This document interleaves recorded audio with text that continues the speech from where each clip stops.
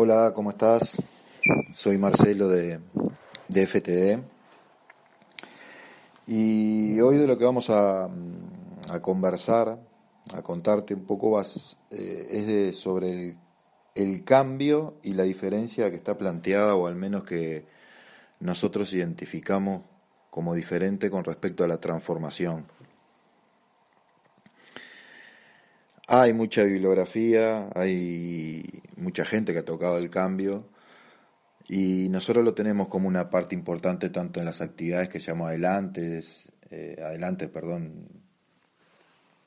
eh, los talleres de formación, los procesos de coaching, porque es uno de los temas que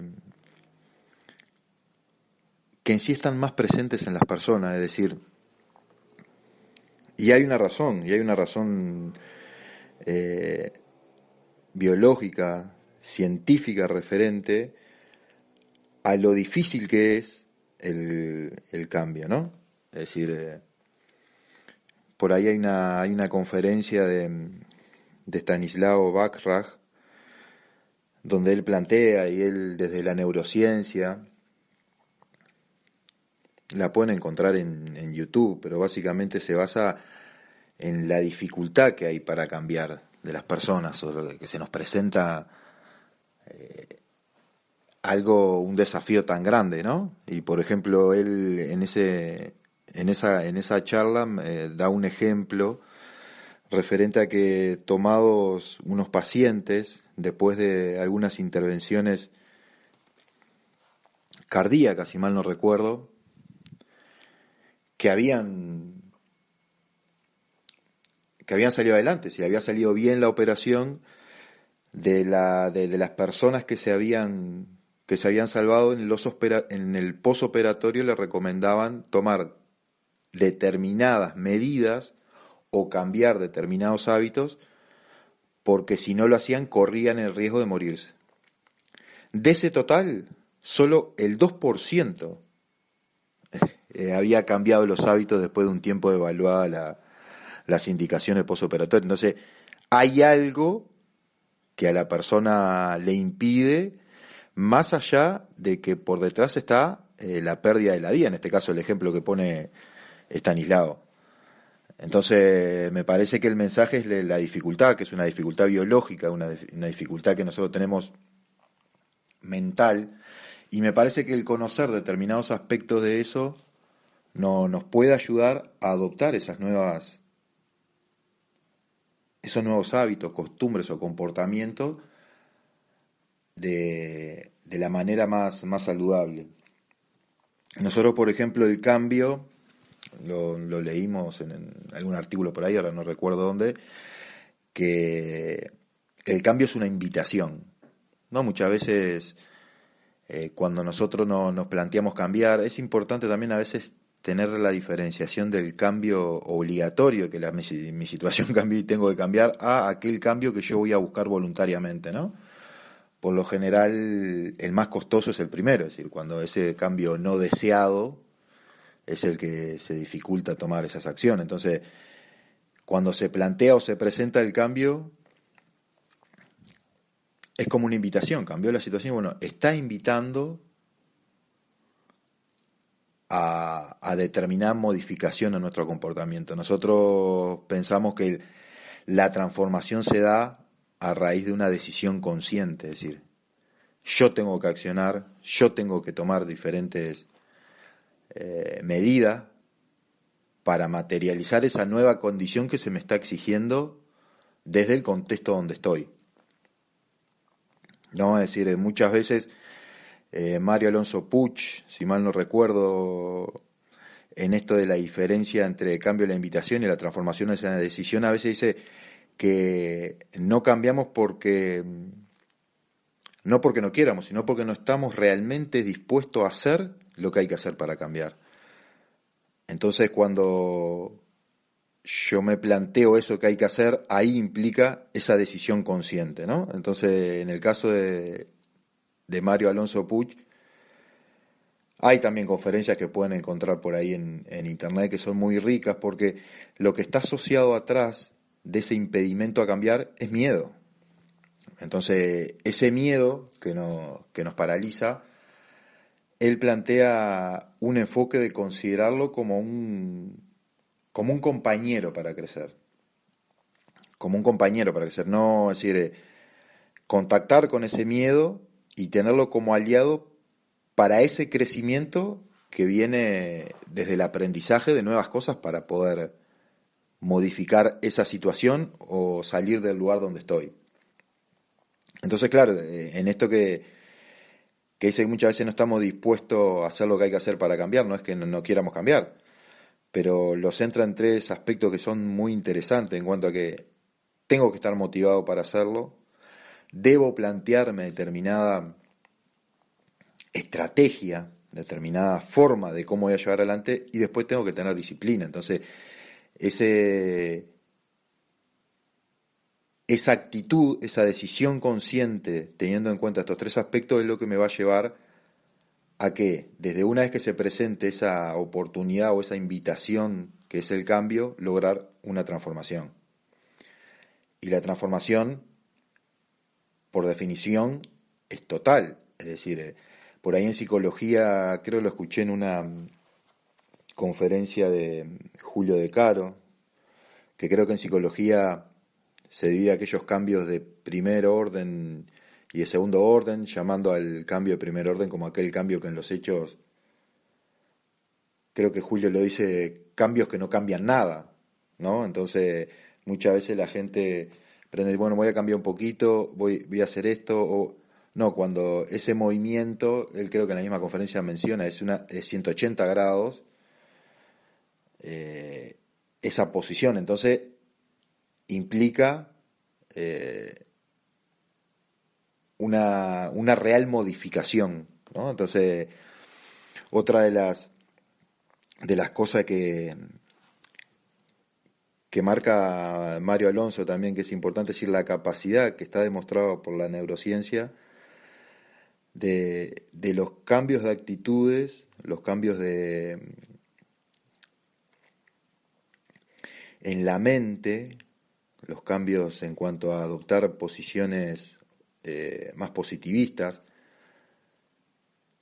lleva a que la flexibilidad o esa cerebral, perdón, se modifique. Es decir, en los hechos lo pone como ejemplo de que hoy está demostrado científicamente que el software, si lo asociamos al IT, puede cambiar el hardware. Es decir, el cerebro, según él, hay estudios de ondas electromagnéticas que cuando estudian las diferentes reacciones cerebrales con determinadas acciones, hace que a lo largo del tiempo ese tipo de actitudes, que viene a ser ese software, logra cambiar el hardware, el cerebro. Es decir, podemos modificar, podemos construir nuestro cerebro.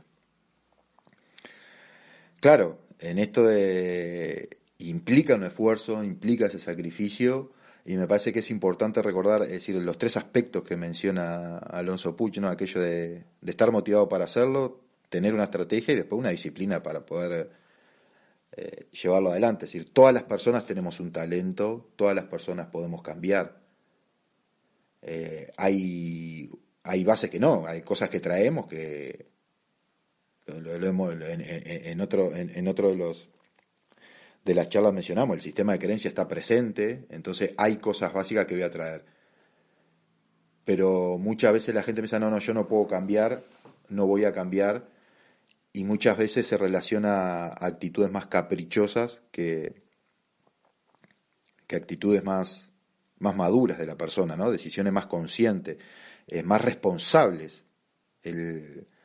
Entonces, yo parto de la base que hay algo que quiero cambiar o me quiero modificar o quiero solucionar, entre comillas, y esa incongruencia de que no quiero estar acá, pero tampoco quiero hacer nada para salir de acá. Entonces, es importante que todo eso está presente y que se pueda gestionar, saber cuáles son las formas que puedo hacerlo, los grados de profundidad. Otra de las autoras que nosotros tenemos en cuenta o que consideramos a los efectos que al mencionar es Elizabeth Ross, que con su curva del cambio, es otro elemento que nosotros tenemos presente, es decir, que es un resultado de estudios que hizo la doctora con pacientes terminales. Entonces, básicamente desarrolla 5 etapas de esa curva del cambio por la cual se pasa, no necesariamente tampoco eh,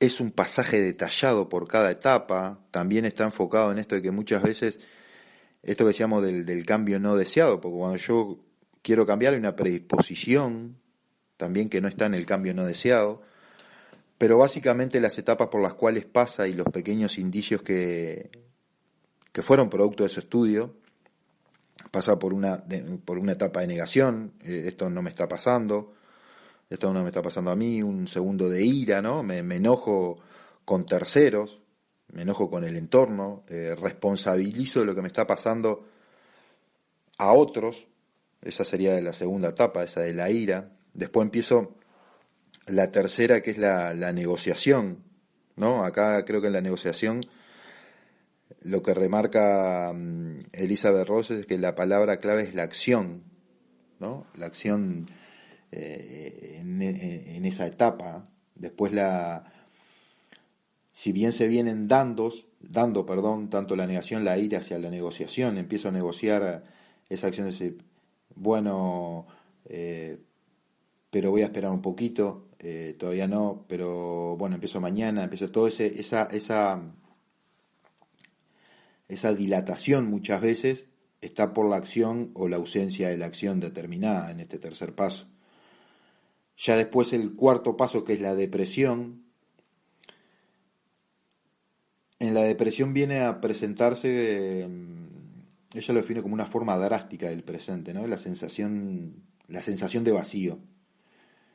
Entonces, en esa cuarta parte, con esa sensación, es lo que la doctora Ross determina como la cuarta parte de esa curva del cambio.